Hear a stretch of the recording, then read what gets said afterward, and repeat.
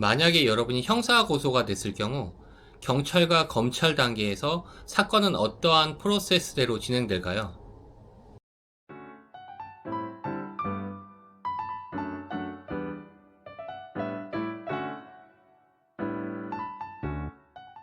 안녕하세요. 8년차 형사 전문 변호사 안성열입니다. 오늘은 정말 많이 물어보시는 내용인데요. 이번 영상에서는 여러분이 형사 고소됐을 경우 경찰과 검찰에서 어떻게 사건이 진행되는지와 관련된 형사 절차를 쉽게 설명해 드리려고 합니다. 우선 설명의 편의를 위해서 가장 흔한 범죄 중 하나인 상해죄로 여러분이 형사 고소가 됐다고 가정해보고 이때 경찰 단계부터 사건 진행을 말씀드려 보겠습니다. 보통 상해 같은 경우는 현장에서 피해자가 신고하거나 추후에 경찰에 고소장을 제출하면서 수사가 시작이 됩니다.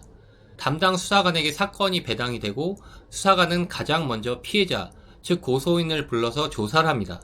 이 조사 내용은 언제 어디서 누구에게 맞았는지, 그리고 피고소인인 여러분이 실제로 상해 피해를 입혔는지 등 상해와 관련된 사실관계를 조사하고 이를 조서에 기록하는데 이걸 고소인 진술조서라고 합니다.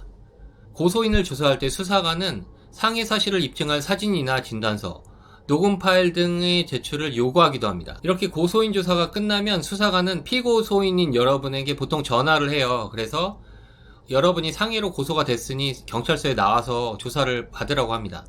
이걸 피의자 조사라고 하는데, 수사관은 여러분이 실제로 고소인을 때렸는지, 그리고 상해 피해를 입힌 사실이 맞는지, 만약에 여러분이 억울할 수도 있잖아요. 억울하다면 그런 사실이 없다는 것을 입증할 증거를 제출할 수 있는지, 이를 입증할 목격자가 있는지 등을 물어봅니다. 그리고 여러분에 대한 진술을 정리를 해요. 조사를 하면서 이를 피의자 신문조서라고 합니다. 이 피의자 신문조서는 여러분의 혐의 입증에 있어서 상당히 중요하기 때문에 피의자 조사 때는 준비를 잘 하셔서 조사에 임하셔야 합니다. 이렇게 고소인과 피고소인, 즉 피의자 조사를 마친 후 수사관은 양측에 의견서 등으로 추가할 의견이나 증거를 낼 것을 요청하기도 합니다. 그래서 고소인 같은 경우에는 피해자 대리인 의견서나 아니면 피의자 같은 경우는 피의자 변호인 의견서를 통해서 내가 무고하다는 것을 주장하고 정리해서 경찰에 제출하기도 하죠. 이렇게 양측의 증거를 모으면 이후 수사관은 여러분에게 상해 혐의가 인정될지 여부를 결정을 해야겠죠. 만약에 증거관계를 살폈는데 상해 혐의가 인정될 경우에 수사관은 사건을 검찰에 송치합니다. 그런데 만약 상해가 아니라고 판단될 경우도 있겠죠? 이때는 경찰 불송치 결정을 하게 됩니다. 경찰 불송치 결정이 무혐의 결정이에요. 이거는 검찰에 사건을 보내지 않는다는 것을 의미하는데, 이에 대해서 고소인이 불만을 가질 수가 있겠죠? 나는 상해를 입증할 증거를 분명히 다 냈는데 이 경찰이 좀 수사를 이상하게 해서 무혐의 결정을 내렸다. 이때는 고소인은 다시 한번 검찰에 이의 신청을 해서 다시 한번 수사를 해주세요, 이렇게 요청을 할 수가 있어요. 이의 신청에 대한 것은 추후 추가 영상으로 설명을 해드리겠습니다. 만약에 경찰 불송치로 사건이 종결됐다면 피의자인 여러분에게는 최고의 결과가 나온 것인데, 그렇지 않고 사건이 검찰에 송치가 됐다면 상황이 안 좋아졌으니까 좀 긴장을 해야겠죠? 그런데 좌절할 필요는 없어요. 왜냐하면 검찰 단계에서는 경찰 단계와는 다른 방어 방법이 존재하거든요. 그런데 이 방어 방법은 경우의 수가 상당히 좀 많습니다. 먼저 여러분의 상해 피의 사건이 검찰에 송치됐을 때 검찰이 내릴 수 있는 처분은 보통 무혐의, 기소유예, 약식기소, 정식기소, 즉 구공판, 이 네 가지라고 보시면 됩니다.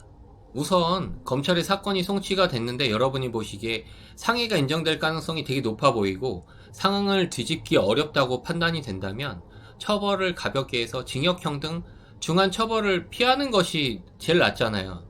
특히 전과가 남지 않는 기소유예가 나오면 사실은 상당히 좋겠죠? 이때는 검찰에 형사조정을 신청하고 검찰의 도움을 받아서 피해자, 즉 고소인과 합의를 시도하시는 것이 나아요. 만약에 합의가 잘 이루어지면 가벼운 상해의 경우에는 기소유예가 나오거나 조금 중한 상해의 경우에도 구공판이 아닌 약식기소, 즉 벌금형으로 사건이 마무리되는 경우가 많습니다. 그런데 만약에 합의가 이루어지지 않으면 어떻게 하죠? 이런 질문 나올 수가 있겠죠? 그런데 내가 적당한 합의금을 제시했는데 상대방이 터무니없이 높은 합의금을 제시해서 형사 조정에 실패했을 경우 여러분이 합의에 들인 노력도 양형에 참작이 돼요. 그래서 설령 실패를 하더라도 혐의를 인정하기로 마음을 먹었으면 열심히 형사 조정을 시도해보는 것이 큰 의미가 있어요. 그런데 여러분이 아무리 봐도 상해를 입증할 증거가 전혀 없거나 내가 단순 폭행을 했지 상해를 가하지 않았는데 상해가 인정돼서 무고하게 검찰에 송치됐다고 볼 경우에는 검찰에서 다시 한번 무혐의를 주장할 수 있습니다. 무혐의 주장의 근거는 상당히 다양할 수가 있겠죠? 때린 사실이 없거나 상해 피해를 입힌 사실은 없다. 그리고 고소인의 주장과 증거만으로는 나의 상해 혐의를 인정하기 매우 부족하니 무혐의 결정, 즉 불기소해달라고 주장할 수가 있습니다. 이를 위해서는 상해와 관련된 수많은 판례를 검색을 해보시면 주장에 큰 도움이 될 수가 있습니다. 검찰 단계에서 여러분이 위와 같은 노력들을 하고 무혐의, 기소유예, 약식 기소가 이루어지면 여러분의 상해 사건은 결론이 났다고 보시면 됩니다.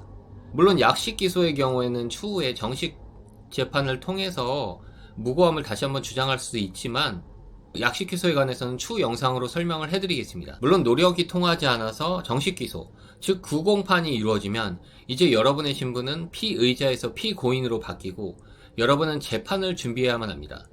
이번 영상에서는 간단하게 경찰 그리고 검찰 단계에서 통상의 수사 절차에 대해 설명드렸습니다.